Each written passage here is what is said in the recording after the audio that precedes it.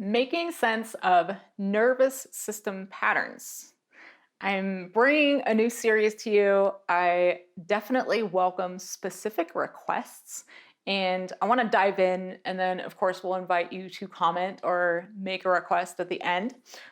So maybe you're new to my channel and you have no idea what a nervous system pattern is. A lot of you have been here for quite a while, and I think this series is going to excite you. But I want to talk about specific nervous system patterns that I have seen in my clients or in other people that I've been around or working with that could be keeping you stuck and stuck in behaviors basically that keep you safe but not help you thrive. So in its simplest definition, a nervous system pattern is a memorized set of a perception, the meaning you make from that perception, and then an automated behavior as a result of the meaning you make.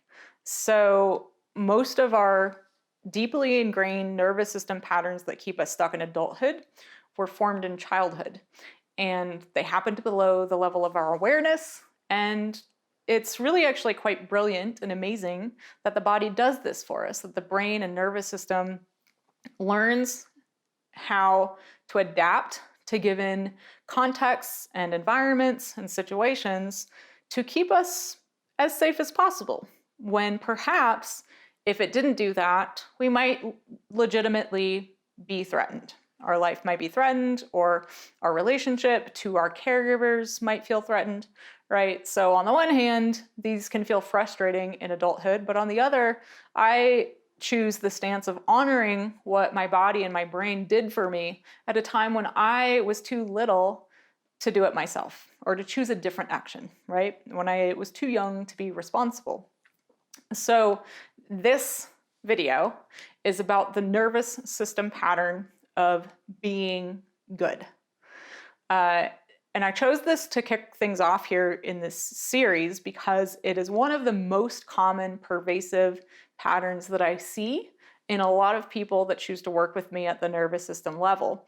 Now, maybe this is because that's a primary pattern of mine and I'm attracting similar people to me in my practice. That could absolutely be the case. So not everybody is going to have this pattern. But every time I bring up this pattern to somebody and it deeply resonates, there's like this, oh my God, yes, that is me. I never realized that that was automated behavior. So I'm hoping if this is you, that you have that experience, that kind of aha moment of making connections that you hadn't made before. So what's wrong with being good? Nothing is wrong with being good, but how is this a nervous system pattern that could be keeping you stuck in adulthood? Well, when we're little, we decide or learn what's good based on perceptions and then the meaning we make based on what we're perceiving, that certain sets of behaviors are rewarded externally as good. And other behaviors we might try are punished as bad. And because, for whatever reason, you may be unique to us, we associate safety with the set of behaviors we label being good. We deeply ingrain this pattern because the brain and nervous system's primary job is to keep us alive. And the thing that I often say is that your brain would rather you be in pain than dead. So your brain would rather you be in emotional distress or social distress or some level of self-betrayal or physical pain than dead.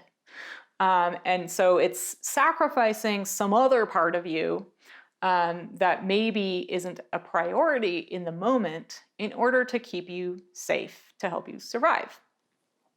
So we learn what's good by externally sourcing the definition.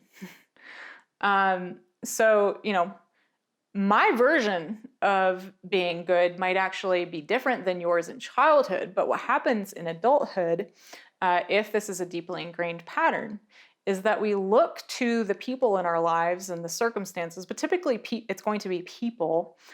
This is a very people-oriented or relationship-oriented pattern. Typically, we're going to look to an outside authority to affirm for us that we're being good. And so what happens, to me, this is like miraculous. At the subconscious level, we're observing the situation we're in, we're observing the person, and maybe we begin to say something and then we notice their facial expression, and maybe we interpret, we perceive, right? We perceive the facial expression and then we make a meaning about it based on a past experience that they are displeased with us right now. They don't like what we're saying. And so we immediately change course or just stop talking or ask them a question or distract or make a joke, right? What happens next is unique to us, but we basically perceive that we might be entering that territory of, they think I'm bad. And so we immediately shift course, and maybe we perceive that they like jokes. And so we immediately crack a joke, right? So some people might use humor to be good and get social credit. Other people might use being quiet to be good because they learned that in childhood. But I think we can actually become really adaptable with this pattern in adulthood and basically become chameleons. So if you have a pattern of wanting to be good, but you let that be defined by somebody outside of you, you will essentially adapt to whoever you're around in order to get their approval so that you know you're safe.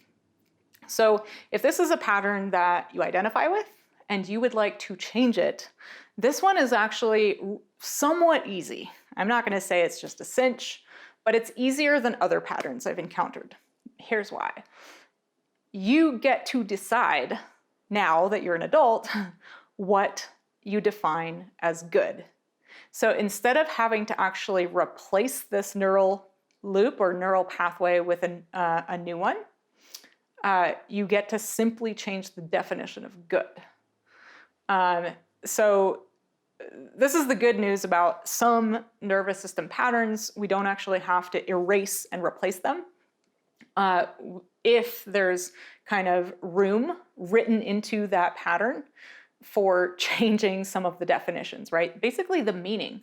We're maybe going to change the meaning of what we perceive. So, if previously you associated not speaking up when someone doesn't like what you're saying as being good, but really now that you're an adult, you decide, I deserve to have a say and I want to express myself fully and I want to be in integrity with who I really am and say what I really feel, then that can become your definition of good.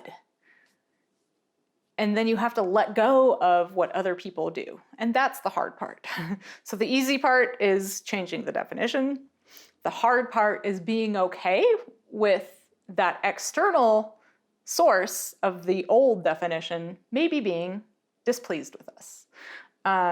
So that's one of these patterns that I've seen in its simplest definition. There are many other nervous system patterns out there. And as I said before, typically these are patterns that I want to talk about that have been keeping us stuck from either having the body we want or the relationship we want or the self-identity we want, the self-confidence we want, right? And so there are many, many, many of them. I'm going to be talking about future ones such as outsourcing authority, which kind of overlaps with being good but is slightly different. Fear of rejection can become a nervous system pattern, mitigating disappointment. So those are just a few of the ones to come. But ultimately, I want these videos to really serve you.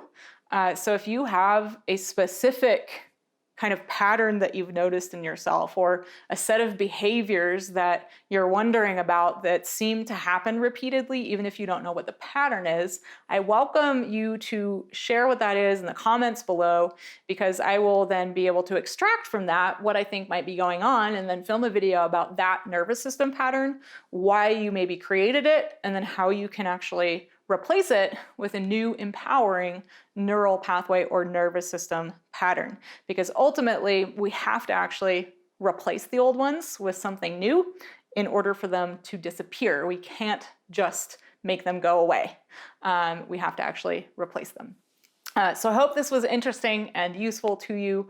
I look forward to doing more on this topic. And like I said, I'd really love them to target your specific nervous system questions about these types of patterns. So I look forward to reading your comments in the comment section below. I have a lot more videos on the nervous system if this is new to you or if you're new to my channel. So if the nervous system and neuroplasticity is something really interesting to you, then I encourage you to use the search box here on YouTube, or if you're watching this on the blog, then on mobilitymastery.com/blog, you can type into the search box there, nervous system patterns or pattern, and find everything that I have on this topic. And I have much more to come that I'm really excited to share with you. So I will see you next time.